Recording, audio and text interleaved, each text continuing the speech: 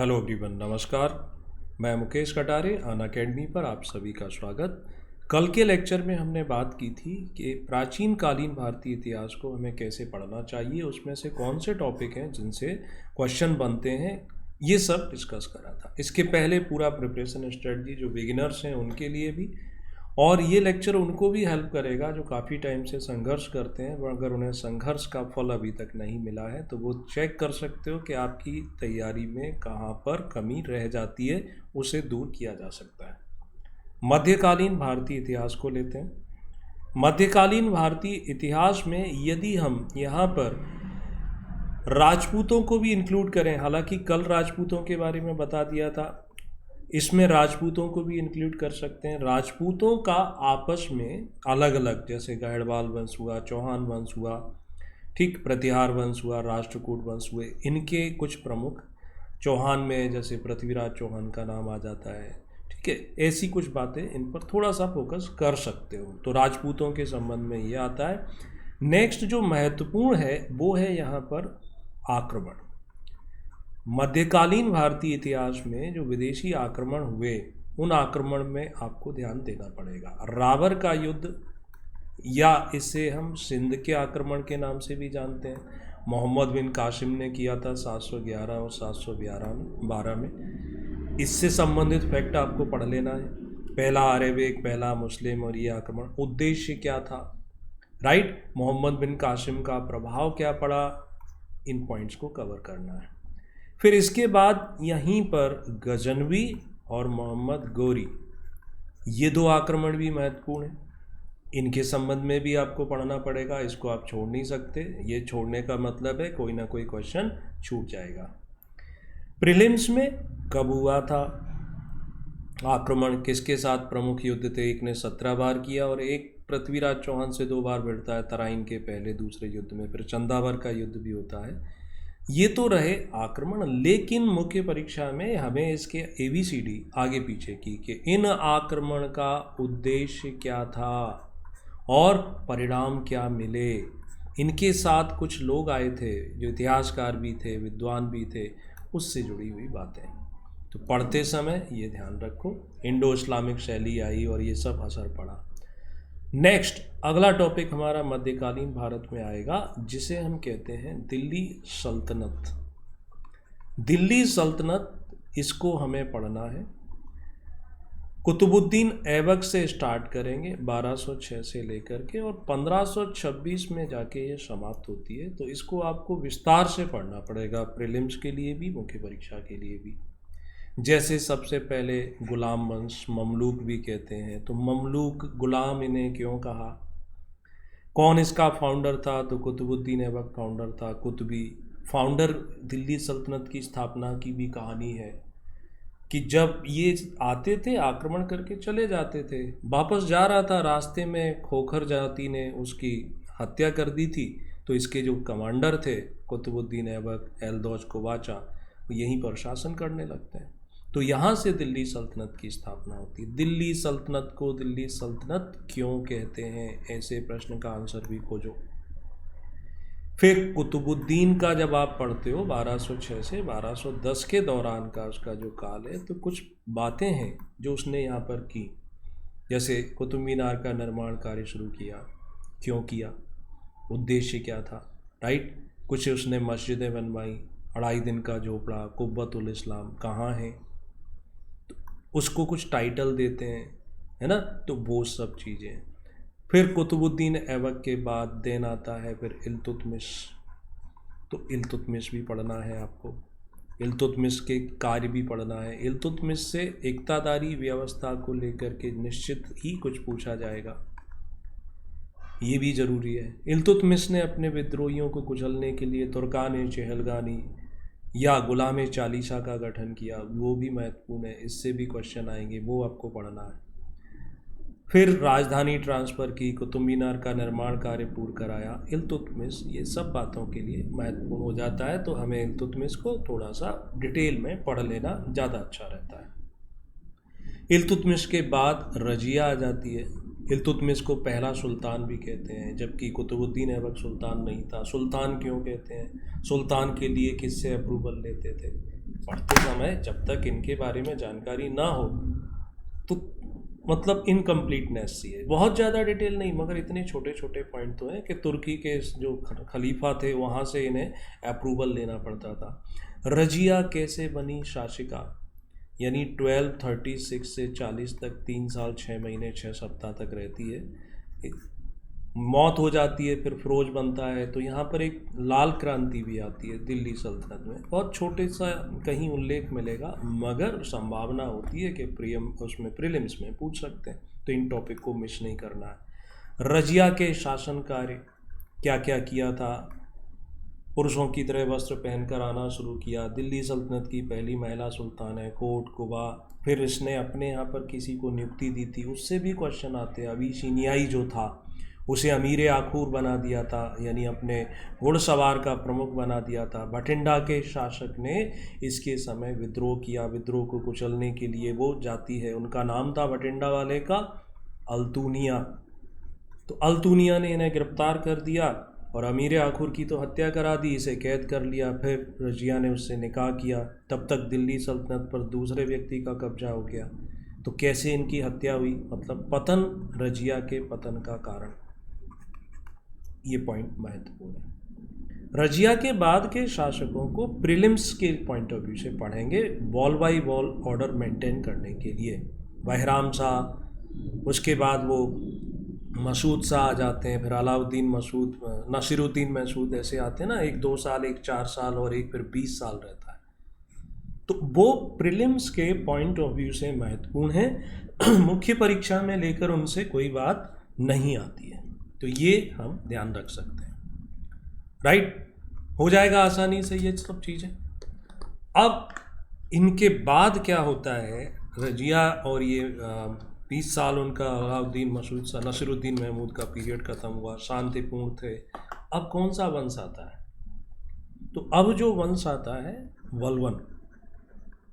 तो वलवन वंश यानी सॉरी, गयासुद्दीन बलबन डिसिप्लिन था। इसने क्या क्या काम किए थे, इसके कार्य की एक लंबी चौड़ी लिस्ट आपको ध्यान रखना है ना। जैसे इसने ईरान के आधार पर अपने दरबार को, ईरान या फारस जैसे हम कहते हैं, फारसी परंपरा पर दरबार, नौरोज का उत्सव शुरू करवाया। इसके द्वारा स्वयं को नियाबत खुदाई, अपने विरोधियों के लिए ब्लड एंड आयरन पॉलिसी, ठीक है। इसने तुर्कान चहलगानी को समाप्त कर दिया, उसके स्थान पर अपने पसंद के लोगों का ग्रुप बनाया। दीवाने आरिज एक सैन्य विभाग खोला था, ठीक। ये तो रहे जनरल से काम। अलग से मुख्य परीक्षा के पॉइंट ऑफ व्यू से इसकी जो नियाबत खुदाई वाली बात है ना, उसको हो सकता है पूछ सकते हैं, या बलबन का राजत्व सिद्धांत वो पूछ सकते हैं, विष एंड वध की पॉलिसी, ठीक। फिर बलबन अपने पुत्र के गम में मर जाता है। फिर इसके भी उत्तराधिकारी बनते हैं कैकुसरो, कैकुबात, शमसुद्दीन की उमर, ये सब नाम आते हैं। पतन हो जाता है। बलबन का पतन होने के बाद अगला जो वंश आएगा वो हमें पढ़ना है, खिलजी वंश। तो खिलजी में महत्वपूर्ण, एक तो संस्थापक पढ़ लेते हैं कि उसने संस्थापक, फिर अलाउद्दीन खिलजी महत्वपूर्ण है। तो अलाउद्दीन खिलजी निरक्षर होने के बाद भी इतिहास में अर्थशास्त्री के रूप में जाना जाता है। तो इसके कार्यों की एक काफ़ी लंबी चौड़ी सूची वो आपको पढ़नी है। सेना में दाग और हुलिया प्रथा प्रारंभ करता है, बाजार व्यवस्था रेगुलेट करता है। राजस्व के भी इसने अलग अलग जो कर लगाए थे, 2 घरी और चरी कर के अलावा 4 नए कर तो लगते ही थे, है ना। तो अलाउद्दीन के बाद जो परिवर्तन हुए उनको 3 मार्कर में, जैसे शिहाबुद्दीन उमर को लेकर एक बार क्वेश्चन आ चुका है, थोड़ा सा वो देख सकते हैं। अलाउद्दीन में मलिक काफूर, उसके अन्य जो सेनापति थे, उनका योगदान हो जाता है। अलाउद्दीन के शासन संबंधी कुछ क्वेश्चन आ सकते हैं, ठीक है। फिर अलाउद्दीन खिलजी के बाद फिर कौन सा वंश आता है? फिर आपको तुगलक वंश के बारे में, और तुगलक की स्थापना गाजी मलिक। देन फिर इसमें मोहम्मद बिन तुगलक आता है। तो मोहम्मद बिन तुगलक से काफ़ी स्कोप है पूछे जाने का। इसकी जो योजनाएं चलाई जाती थी वो सारी की सारी योजनाएं असफल हो गई। चाहे राजधानी परिवर्तन किया हो, चाहे उसने खुरासान पर विजय प्राप्त करने का अभियान चलाया हो, चाहे करांचिल पर चलाया हो, तो वो जो योजनाएं राजकीय, कृषि, सांकेतिक, मुद्रा, उनको क्रम से रट लेना है, किस ईयर में और क्यों फेल हुई। प्रीलिम्स में पूछ सकते हैं कि बताओ मध्यकालीन भारतीय इतिहास में किस शासक को पागल या रक्त पिपासु कहते थे, तो यही शासक है। ठीक, मोहम्मद बिन तुगलक के बाद अगला जो आता है, जो बड़ी संख्या में दासों को रखता है ना, वो सारी चीज़ें, तो इनको आपको पढ़ लेना है। प्रीलिम्स मटेरियल क्या होता है कि अमीर कोही डिपार्टमेंट किसने खोला, तो इनके समय की ये बात है। और तुगलक के बाद लास्ट में लोधी डायनेस्टी, बीच में एक सैयद वंश भी आएगा। सैयद जो प्रॉफिट मोहम्मद के उत्तराधिकारी मानते हैं। 4 शासक हुए, उल्लेखनीय कार्य इसी विशेष है नहीं, खिज्र खां के बारे में थोड़ा सा पढ़ते हैं। और लास्ट में आता है लोधी वंश। लोधी वंश जो बाबर के साथ जिनकी फाइट होती है पानीपत के पहले युद्ध के बाद समाप्त हो जाता है। तो वंश के बारे में आपको ईयर और उनके प्रमुख कार्य के साथ साथ अब फाइनली दिल्ली सल्तनत की जो विशेषताएं हैं उनको एक समरी में नोट्स तैयार कर लेना है। प्रशासनिक व्यवस्था, होल दिल्ली सल्तनत की बात कर रहे हैं, किसी राजा की नहीं। प्रशासनिक व्यवस्था, इस समय के स्थापत्य कला, इस समय की कला और संस्कृति, सामाजिक व्यवस्था, राजस्व व्यवस्था, सैनिक प्रणाली, इनसे संबंधित चीज़ें पूछी जाती हैं। पदाधिकारी जो होते हैं, मंत्रिमंडल के सदस्य, समय समय पर इनके नाम बदलते रहते हैं, तो उन पदाधिकारियों के नाम जरूर फोकस करो कि किसे क्या कहते थे। जैसे अमीर कोही कौन सा मंत्रालय था, दीवान आरिज कौन सा मंत्रालय था, ये महत्वपूर्ण पॉइंट है। क्यों पतन हुआ, दिल्ली सल्तनत के पतन का कारण बताओ, तो वो भी आपको तैयार करना है। अब बाबर महोदय आ जाते हैं, तो यहाँ पर एक नए राजवंश की नींव रखते हैं जिसे आप मुगल वंश के नाम से जानते हैं।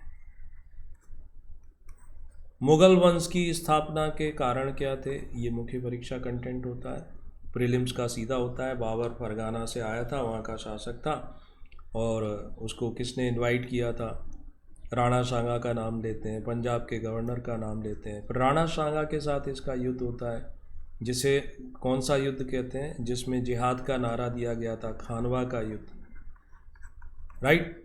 बाबर के संबंध में अलग से बाबर का मूल्यांकन, उसके कार्यों का, प्रशासनिक व्यवस्था, इसका बाग बगीचों में रुचि थी तो वो उसके कार्य ये बताना ज़रूरी होता है। वो दूरदृष्टि था, ये बताना आपके लिए ज़रूरी हो जाता है।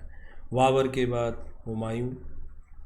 हुमायूं संघर्ष का काल रहा, 2 अवधि में शासक बनते हैं। तो हुमायूं के प्रमुख विजय अभियान, बाबर के प्रमुख विजय अभियान, ठीक, विजय अभियान जैसे शेरशाह सूरी से बिलग्राम और चौसा का युद्ध, उसमें इन्हें 15 साल तक निर्वासित जीवन जीना पड़ा, और री इमर्जेंस ऑफ शेरशाह सूरी, तो क्यों ये पराजित हुए थे, वो फैक्टर आपको याद रखना है। इनका वंशावली भी, किससे शादी हुई थी, उसके गर्भ से किस पुत्र की प्राप्ति हुई थी, प्रीलिम्स कंटेंट इस ढंग से पूछ लिया जाता है, राइट। तो हुमायूं के कार्य। अब हुमायूं के बाद बीच में थोड़ा सा हम री इमर्जेंस ऑफ दिल्ली डायनेस्टी यानी शेरशाह सूरी को लेंगे। शेरशाह सूरी से क्वेश्चन आने की पॉसिबिलिटी प्री और मुख्य परीक्षा दोनों में होती है।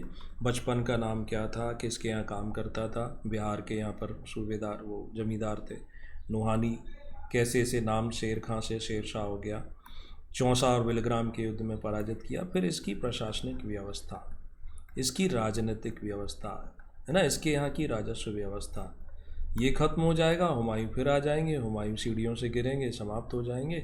और अब अकबर को विस्तार से पढ़ना ही पड़ेगा। अकबर के मैं राय दूंगा कि सारे विजय अभियान जो हैं उनको पढ़ लो, थोड़ा सा नोट्स बना लो छोटे छोटे, क्योंकि राजपूताना से इनका संघर्ष चलता है। इनकी पॉलिसी को लेकर क्वेश्चन आते हैं, इनके कार्य हैं, उनकी एक लिस्ट बनती है कि जैसे इन्होंने जजिया कर समाप्त किया, तीर्थ यात्रा कर कब समाप्त किया, है ना। इसके अलावा इन्होंने राजपूतों के साथ वैवाहिक संबंध स्थापित किए थे, इबादत खाना खोला था। तो ये फिर इनकी पॉलिसी 16 कुल की नीति क्या होती है, किसका प्रभाव था। इन्होंने एक धर्म स्टार्ट किया था तौहीद इलाही, जो बाद में दीन इलाही के नाम से पॉपुलर हुआ। अकबर का अलग से हमें प्रशासनिक, जो कि हमने हुमायूं और बाबर के संदर्भ में नहीं देखा था, है ना, आवश्यकता वहाँ नहीं होती।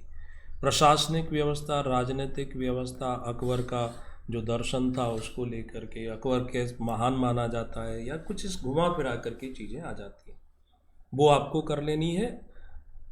ठीक, मनसबदारी प्रथा जो इनके द्वारा शुरू की जाती है, तो अकबर भी इन्वॉल्व रहेंगे। अकबर के बाद में उनका जो पुत्र जहांगीर आएगा, उस तक उसने सिंह अस्पा, 2 अस्पा, तो मनसबदारी व्यवस्था अच्छे से। अकबर के समय भूमि जो थी वो कितने भागों में बटी थी, पोलज बोलते थे, चांचड़ बोलते थे, वो पॉइंट्स महत्वपूर्ण हैं, उनको आपको छोड़ना नहीं है। अकबर के बाद फिर जहांगीर आएगा। जहांगीर के समय भी थोड़ी बहुत, खासकर नूरजहां जो गुट है उसके संबंध में आपको पढ़ लेना है। इसमें फैक्चुअल की बात करें तो नूरजहां के पिता, उनकी माँ, पिता का भी नाम एतमाद उद्दौला, उनका मकबरा बनाया, पिट्रा ड्यूरा शैली में बनाया।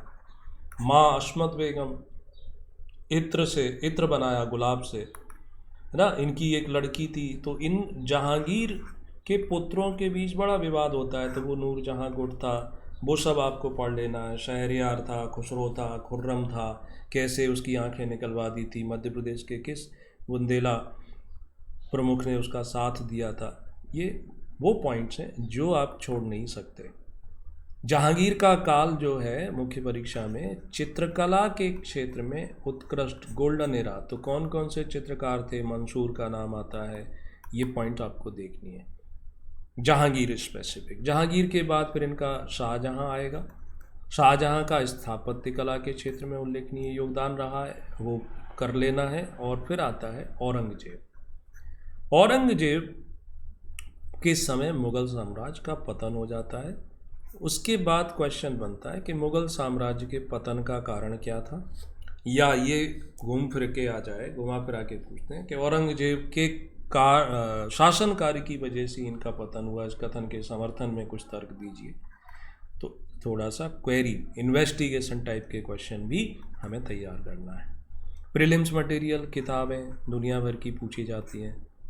मुगल काल के समय कौन सी किसने लिखी, कई सारी इमारतें पूछ देते हैं, मकबरे पूछ देते हैं, किला पूछ देते हैं, मस्जिद पूछ देते हैं, राइट।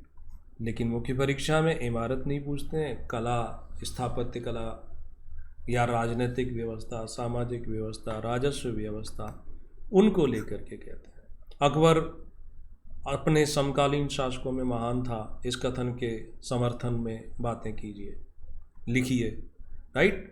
और उसके बाद फिर मुगल साम्राज्य का पतन होगा। 6 शुरुआती शासक हैं, लास्ट में बहादुर शाह जफर। तो बीच में जो बचते हैं औरंगजेब के बाद के शासक, तो उसमें कुछ पॉइंट्स आते हैं कि कौन रंगीले शाह के नाम से जाना गया, किसे क्या बोलते थे, घृणित कायर कहते थे, किसे शाहे बेखबर कहते थे। कुछ इस टाइप के क्वेश्चन प्रीलिम्स कंटेंट होते हैं।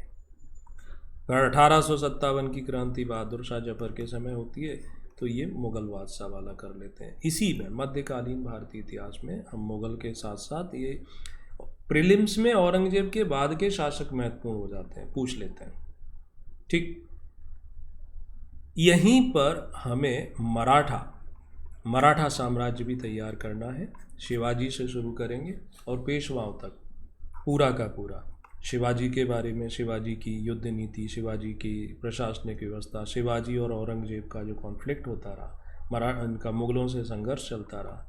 फिर शिवाजी के बाद उनके पुत्र जो आते हैं, है ना, 2 पुत्र राजा राम, संभाजी, उनके बीच फिर उनकी पत्नियां, बीच में फिर ताराबाई आएगी। ताराबाई का काल भी प्रीलिम्स मटेरियल बहुत महत्वपूर्ण हो जाता है। फिर अब पेशवाओं का युग आता है, बालाजी विश्वनाथ से बाजीराव। उन पेशवाओं के समय की महत्वपूर्ण उपलब्धियां, महत्वपूर्ण चीज़ें आवश्यक हो जाती हैं। मराठा प्रशासन को लेकर प्रश्न आएंगे मुख्य परीक्षा में, वो हमें तैयार करना होता है। राजनीतिक व्यवस्था क्या थी, इनकी राजस्व व्यवस्था क्या थी, है ना, इनकी सामाजिक व्यवस्था क्या थी, इस ढंग से हम करेंगे। लास्ट में फिर होता क्या है कि आक्रमण भी हुए ना, पानीपत का तीसरा युद्ध, जिसके बाद मराठा शक्ति पूरी तरीके से कमज़ोर हो जाती है। अहमद शाह अब्दाली था, फिर ऐसा लगा कि मराठा साम्राज्य का पतन हो गया, लेकिन फिर वो नारायण राव, उसने भी शक्तियाँ बढ़ाई थी। तो ये सब आपको कर लेना है। इनके समय की मंत्रिपरिषद, जो शिवाजी के समय अष्टप्रधान जैसे कहते थे ना, तो उन सब के नाम, चौथ और सरदेश मुखी क्या होते हैं, थ्री मार्कर में ऐसी चीज़ें आ जाती हैं। मध्यकालीन भारतीय इतिहास में ये सारा का सारा कंटेंट काम का है। प्लस इसी समय सिख साम्राज्य को भी लेंगे। सिख धर्म जो है किसने स्टार्ट किया था, जो सिखों के गुरु हुए 10, उन सारे 10 गुरुओं के प्रमुख काम ये करते हैं, और इतने से हमारा जो मध्यकालीन भारतीय इतिहास है कंप्लीट हो जाता है। 3 क्वेश्चन प्रीलिम्स में आएंगे, 4 भी आ सकते हैं। एक आध क्वेश्चन बनता नहीं है, क्योंकि एक क्वेश्चन ऐसा भी होता है कभी कभी कि जो नॉर्मली हमें नहीं मिलता है, विशेष प्रयास करने पर हो सकता है कहीं मिल भी जाए। तो ये आप अपनी स्ट्रेटजी अपना सकते हो, राइट। छोटे छोटे जो भी आप नोट्स बनाते हो उनके सिनॉप्सिस साथ में ज़रूर बताते जाओ, ठीक। मैं यहाँ अनअकैडमी प्लस पर क्लास लेता हूँ, तो वो सब चीज़ें मैं वहाँ पर आपको क्लियर करता हूँ। आप ज्वाइन कर सकते हैं, रेफरल कोड मुकेश लाइव का यूज कर सकते हैं। टेस्ट सीरीज़ रहती है फ्री, वो आप दे सकते हो। यहाँ जो मैं क्लास ले रहा हूँ, जियोग्राफी की क्लास रात को 9 बजे लेता हूँ, पेपर 4 एथिक्स की क्लास शाम को 4 बजे लेता हूँ। 15 जून से यहाँ पर एनवायरनमेंट और जो क्लाइमेट चेंज का टॉपिक है पेपर 3 के लिए, वो शुरू करने जा रहा हूँ। फीस के नाम पर मात्र 17 रुपये प्रतिदिन के हिसाब से इसको आप अटेंड कर सकते हो। स्टडी फ्रॉम होम होता है, लाइव डाउट क्लियरिंग सेशन है, EMI का ऑप्शन मिल जाता है, भारत के टॉप एजुकेटर की क्लास मिलती है, तो इसलिए ये ज्वाइन करना फ्रूटफुल होता है। MPPSC चैम्पियनशिप है, इसमें 2 टेस्ट हो गए हैं, एक टेस्ट अभी होना है, उसका एनरोलमेंट करा सकते हो। इस वीडियो के डिस्क्रिप्शन में इसका लिंक दिया हुआ है, तो इसके लिए आप एनरोलमेंट करा लें। ज़्यादा से ज़्यादा लोग पार्टिसिपेट करते हैं तो अच्छा उसमें एक मेरिट तैयार हो जाती है। और प्लस पर जो कोर्सेस हैं वो 1 month, 3 month, 6 month, 12 month, 24 month की कैटेगरी में अवेलेबल होते हैं इनके सब्सक्रिप्शन। 1 साल का फीस 7,000 रहता है, 6 महीने का 5,600, 3,500, 1,400। इसको जब आप पेमेंट पर आते हैं तो रेफरल कोड प्रोसीड टू पे में मुकेश लाइव लिखने पर 10% सीधे सीधे डिडक्शन हो जाता है। 7,000 के स्थान पर 6,300, 5,600 के स्थान पर 5,040। तो वहाँ पर आप मेरी क्लास अटेंड भी कर सकते हो, उसका PDF भी ले सकते हो, और सिस्टमेटिक ये क्लास चलती है। उनके लिए मस्ट है जो जॉब ओरिएंटेड है, हाउस वाइफ हैं, रिमोट एरियाज में रहते हैं। सिर्फ आपको एक नेट चाहिए, एक मोबाइल, बस, और कुछ किसी की भी आवश्यकता नहीं है। प्राचीन कालीन भारतीय इतिहास, अब आधुनिक भारतीय इतिहास, उसके संबंध में जब हम पढ़ेंगे तो कौन कौन से टॉपिक हमारे काम के हैं वो हमें ध्यान देना है। आधुनिक भारतीय इतिहास में यूरोपियों के आगमन से क्वेश्चन शुरू हो जाते हैं। यूरोपीय जो आए थे, तो यूरोपीय क्यों आए थे, ये क्यों वाला कंटेंट मुख्य परीक्षा में चला जाता है। और जो फैक्ट आते हैं कि वास्को डी गामा आया, 1498 में आया, कालीकट गंदरगाह पर, ये प्रीलिम्स मटेरियल हो जाते हैं। तो क्यों का आंसर हमें देना पड़ता है। उष्णकटिबंधीय जोन में हम आते हैं, और ये यूरोपीय जो लोग थे वो किस में आते हैं, टेम्परेट जोन में आते हैं, तो मसालों की आवश्यकता होती थी, ऐसे उत्पाद जो उनके यहाँ नहीं मिलते थे। मोर देन वन फैक्टर है, तो वो तैयार करना होता है। किस ढंग से आए थे, तो पहले पुर्तगीज आए, पुर्तगाली आए, उसके बाद फिर कौन आता है ना, फिर अंग्रेज़ों का आगमन होगा, फ्रेंच आएंगे, डच आएंगे, डेनिश आएंगे।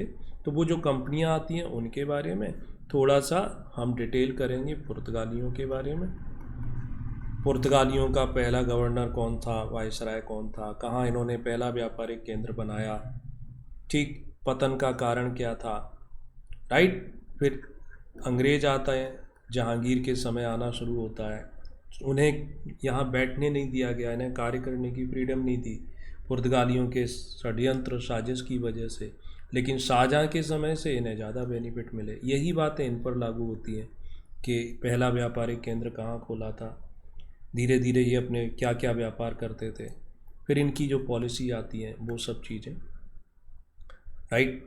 फिर बीच में फिर ये फ्रेंच आएंगे, फ्रेंच ईस्ट इंडिया कंपनी, इनका और इनका आपस में झगड़ा।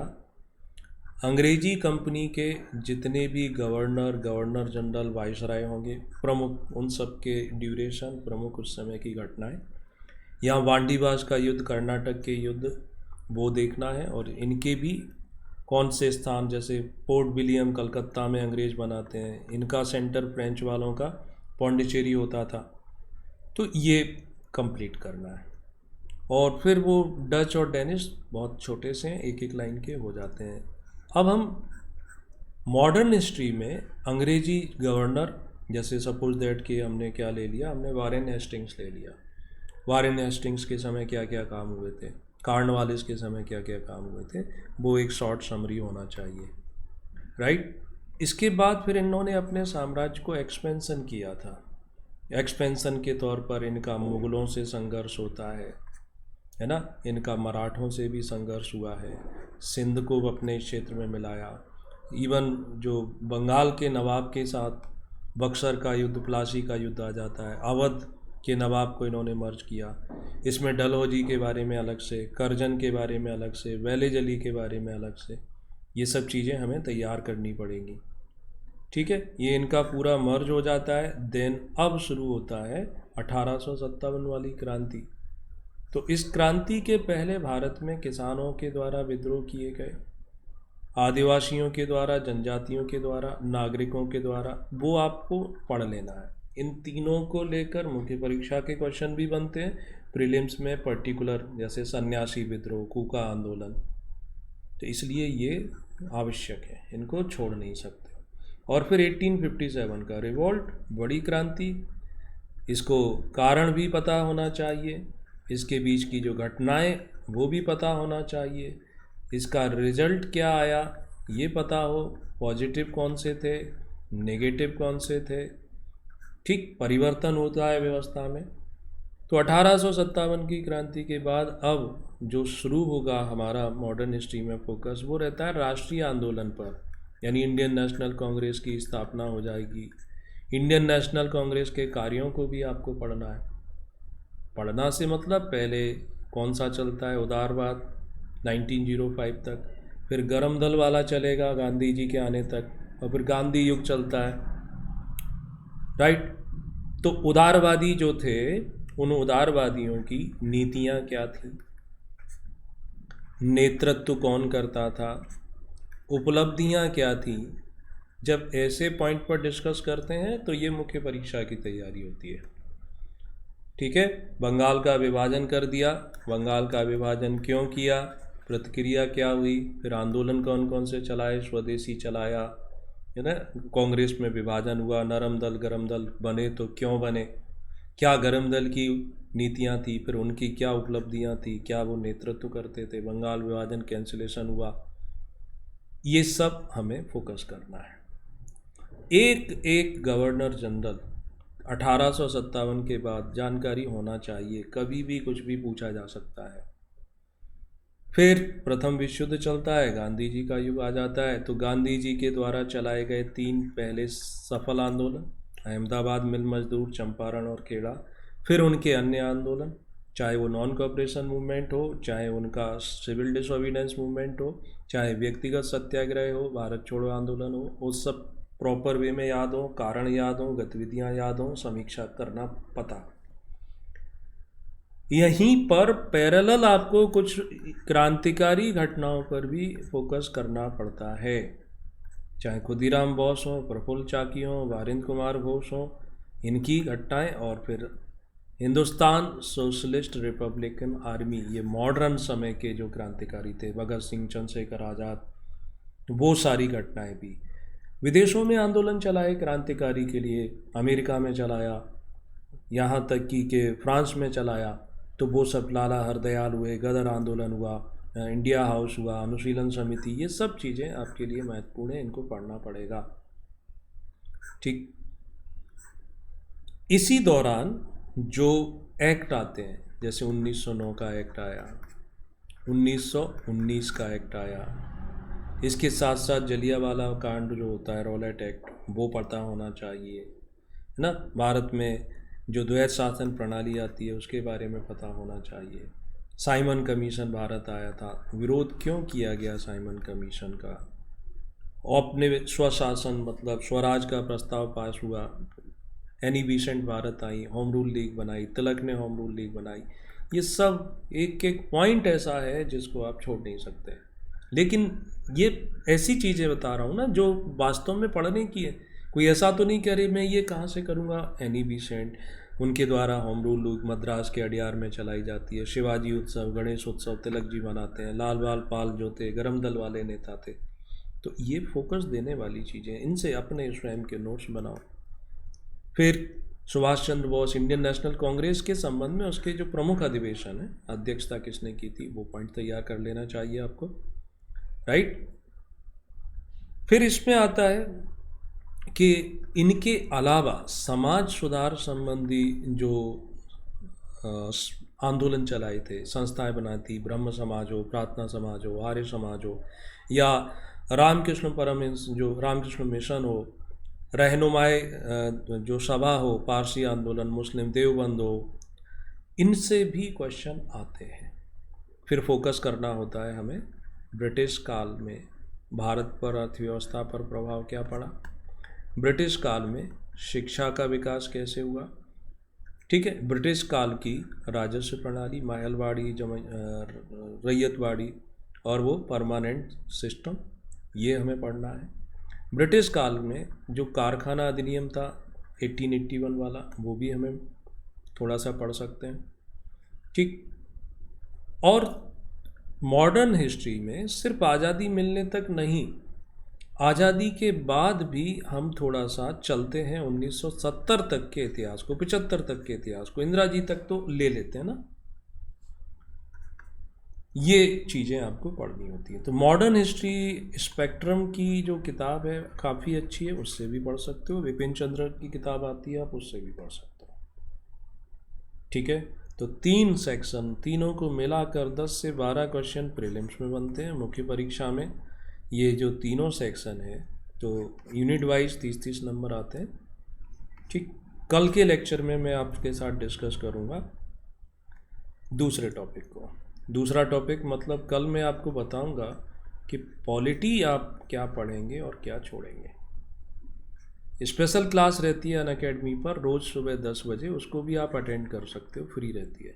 तो पॉलिटी कौन से टॉपिक हैं ज़्यादा क्वेश्चन जहाँ से पूछे जाते हैं, कौन से टॉपिक है जिन्हें हम स्किप कर सकते हैं, अपनी एनर्जी बचा करके दूसरी जगह लगा सकते हैं, राइट। तो कल का हमारा ये टारगेट रहेगा। वीडियो आपको पसंद आए तो लाइक कर दें, आपके कोई क्वेरीज है कमेंट कर दें। अनअकैडमी प्लस के लिए मुकेश लाइव ये कोड यूज कर लें। Thank you so much, good luck.